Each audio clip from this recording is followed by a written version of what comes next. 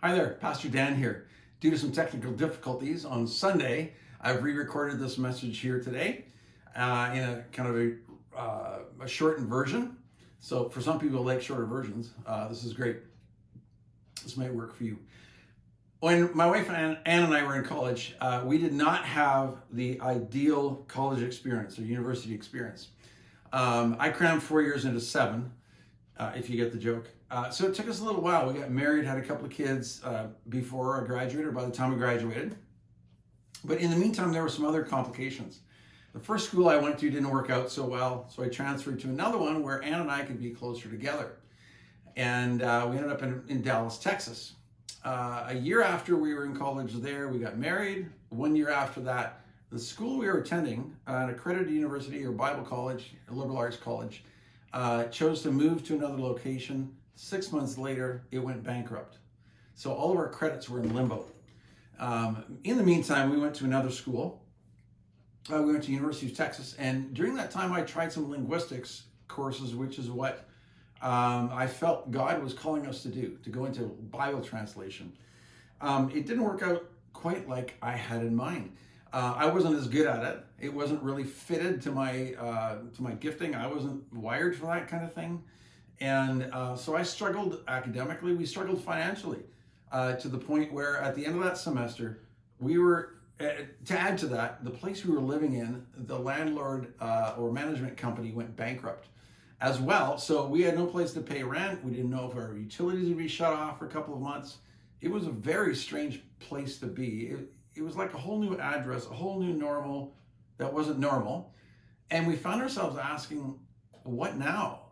The major I thought I would enjoy, the vocational track of linguistics, wasn't really a fit for me. We were in a difficult place financially, difficult place academically, and not close to family. Okay, what now? Have you ever found yourself in that kind of a situation? You know, maybe it's multiple relationships and the current one's not going so well and you don't know if it's going to last, or maybe you're not making your payments, or you're behind on mortgage or rent, or you lost that car, or whatever it might be. There are lots of disappointments, and we find ourselves at this new address. It even might be losing a loved one, a child or a parent or a family member or a close friend, and we say, wow, I did not expect to be here now. And we ask ourselves, is this my new address, or is this just a temporary thing? But it all comes down to really asking, what now? What's next? You know, Nehemiah found himself in that situation in chapter 1 and chapter 2. We started out last week exploring that. Last week, we started exploring Nehemiah's journey, particularly when he received some tough news, and he was asking, what now? But to jump back a bit, Ezra and Nehemiah are the last historical narrative books of the Old Testament, and they're concurrent with Micah, the last prophet of the Old Testament, at least the one who appears last in our Bible, just before the 400 years of silence before Jesus comes back. We call it 400 years of silence because there were no prophets in the land of Israel during that time, 400 BC to the time of Christ's coming. So Ezra, as Zerubbabel has been back to help rebuild Jerusalem after the Babylonian captivity. Ezra comes back to rebuild the temple. Nehemiah is now thinking, wow, the walls of the city are in ruin. So it doesn't matter what we do inside the city. If we're not secure, if we're not protected, we can't really sustain ourselves. So we've been asking ourselves, how can Nehemiah's story inform our story? Corporately as a church family, how can this story inform our story? But also personally, I think you'll find that there's a really good personal application from his life story. So the series is called When It's Time to Rebuild. And last week, we asked ourselves how do we face tough news based on the life of Nehemiah and his response to bad news or tough news.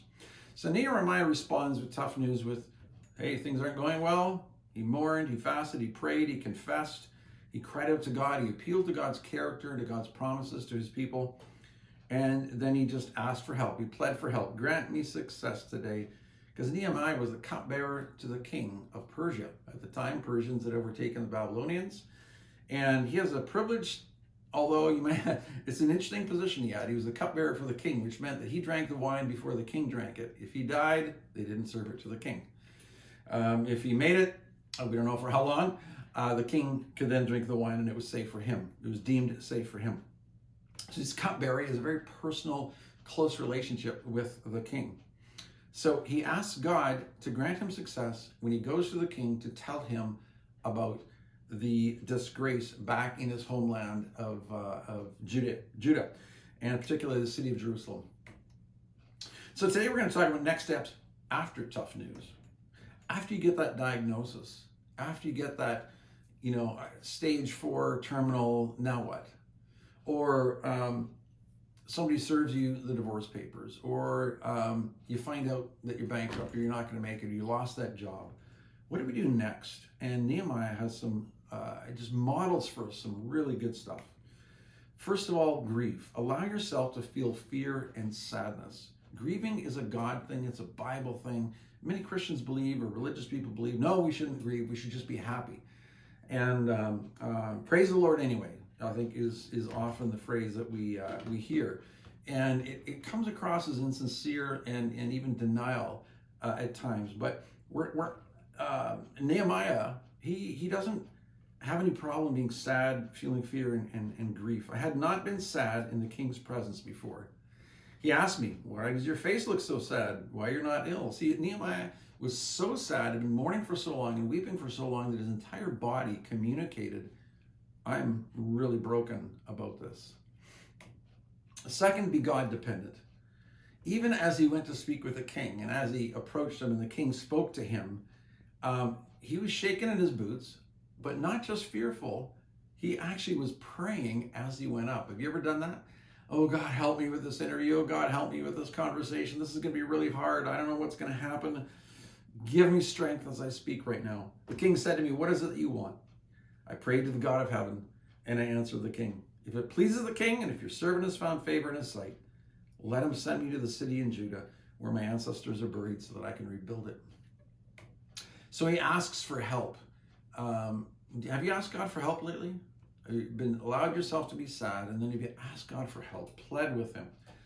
Third, give it time. Or another way of saying this is have a realistic expectation or timeline about recovery. When it comes to recovery, rebuilding, renewing, we've got to be realistic. A lot of times we go into New Year's resolutions as if they're going to happen overnight without removing bad habits or without getting out of debt or without whatever it is that we need to do in a preliminary way to set us up for success. We sometimes neglect those things and we don't have a realistic timeline.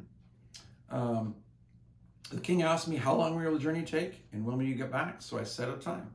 So not only does he set a time, he's prepared for this. He's thought it through. He's prayed about it. He's been grieving and mourning and planning it out. So when the king asks him, he's got an answer for him. Not only does he set a time, but he asks the king for resources. Human resources, material resources, financial resources, even letters of passage to give him peace and safety as his people, as this whole huge crew heads all the way 1,000 kilometers or so or more from Persia all the way around and down to back to Jerusalem in the south. Fourth, get real. So we grieve, we become God dependent, asking God for help. We give it time. We realize that this isn't going to happen overnight. By the way, if it got you a long time to get into trouble, it could take you a while to get out of trouble. A lot of this stuff doesn't happen overnight in terms of recovering from tough stuff or tough news. So getting real has to do with assessing accurately or objectively, taking stock, or facing brutal facts. He went to Jerusalem. He set out at night. He actually traveled around and looked at the walls himself.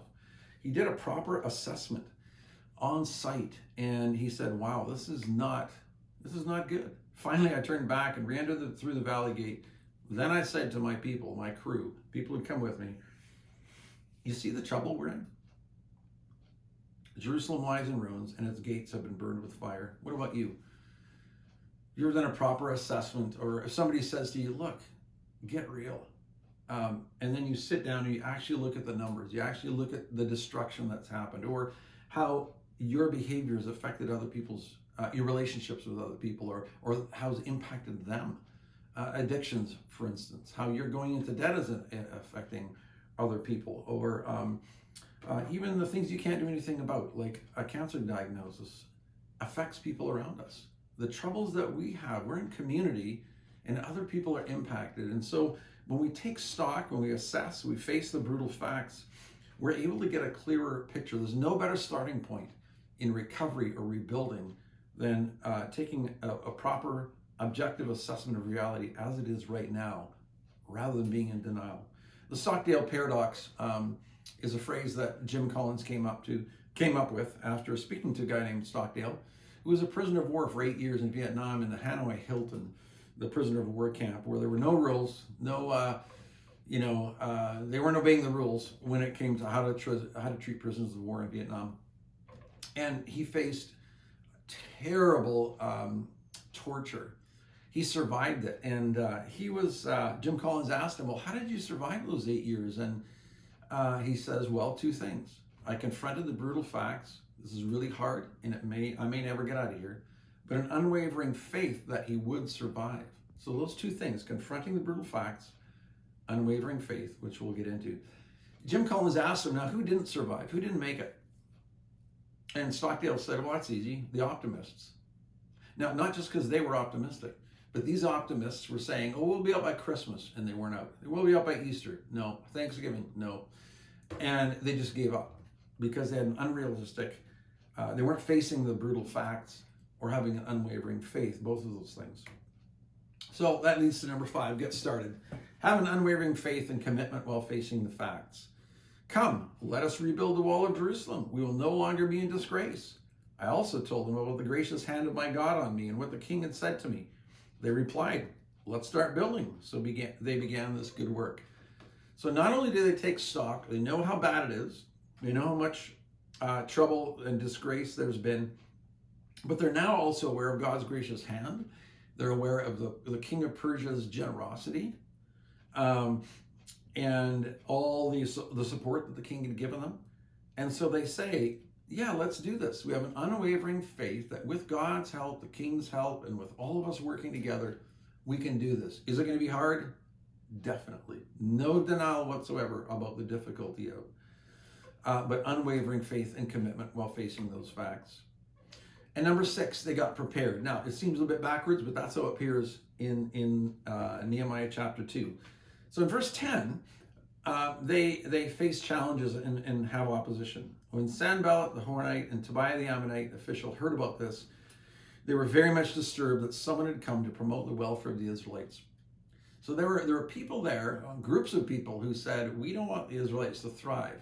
They can come back all they want, but to rebuild, we want them to continue to be vulnerable. We don't want them rebuilding and regrouping and gaining strength. So they faced opposition. And then after they start rebuilding the wall, verse 19, when these same people heard about it, they mocked and ridiculed us. So they begin to be vocal opposers. They begin to heckle them and try to discourage them. Evidently, they needed to now say, oh, well, not only is this going to be hard, but we need to now plan for this opposition and expect challenges. You know, when you and I get tough news and we start to grieve and we say, wow, this is going to really be tough, confront the brutal facts. We've also got to say, like a SWOT analysis, so strengths, weaknesses, those are the internal things that we need to inventory when we're making a plan or doing a project. Jesus said nobody goes to war without having a plan and knowing what your enemy is like and knowing the resources that you have, and or building a big building or whatever you're building, whatever you're rebuilding. You need to go in prepared and know that there will be challenges. So strengths and weaknesses, SWOT, strengths and weaknesses are the internal things. And then opportunities and threats. Opportunities is, hey, what's out there?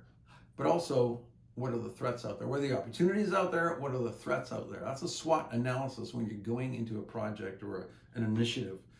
And we see this modeled by Nehemiah and his people so well. So what's your new address? What's your new normal? What's the situation that you're in right now? And you would say, I would not choose this. And actually, I'm doing everything I can to get out of this, and fast. Right? We're always looking for an escape plan. Sometimes it's just pain management. Sometimes it's just our drug of choice, whatever it is, escaping through all kinds of unhealthy things. Um, and some of us are in denial. We're saying, oh, it's not that bad. Whether corporately as a church family, oh, it's going to be okay. We can just ignore this. It'll go away. Or personally, we might be saying, oh, yeah, I know I'm going into debt every month, but it'll turn around. Or, yeah, I know I'm terminal 4 or stage 4 cancer, but oh, well, no big deal. Well, very few people say that. But in any case, we find ourselves there and we're saying, I don't want to be here. I'm finding myself here. Is this my new normal, my new address? First thing is to admit, yes, where you are is where you are. The next question is to say, what now? What are my next steps? How can I grieve properly? How can I be God dependent? How can I give it time and plan ahead and gather the resources and say, okay, I'm going to need friends. I'm going to need supports. I'm going to need my church family. I'm going to need friends and family. If I don't have those close, I'm going to have to find other resources. All of this, what Nehemiah is doing is modeling for us, giving us a game plan, a manual really for rebuilding. So I want to ask you, as I ask myself, have you allowed yourself to feel fear and sadness? Are you continually asking for God's help? God, please help me. He loves his children to come to him and ask. Ask, seek, and knock, Jesus said. Have realistic expectations. Assess and face the brutal facts. Have an unwavering faith and commitment to the end game, to getting there, and then plan for opposition. God, thank you that Nehemiah modeled this for us and you put it in writing so that we could read it and learn from Nehemiah and the nation of Israel. The people of Israel going back from captivity after many, many years, and you giving them the strength and courage and wisdom and tenacity to trust you, to gather the resources, and to go back to a very hard place and rebuild the wall. Thank you that you want to do the same for us. You're not leaving us alone. You have not abandoned us. You have a plan for us that's good and not evil, to give us a hope and a future. Would you guide us as we seek to rebuild, as we discern where it is and how it is that you're calling us into our new future together as a church family? And then individually, each of us is facing challenges, and we ask that we would be prompted to go through this process together, and that we'd encourage each other and give each other courage as we trust in you, as we lean on each other when it's time to rebuild. We love you and we trust in you, Jesus. In your name we pray. Amen. Have a great week.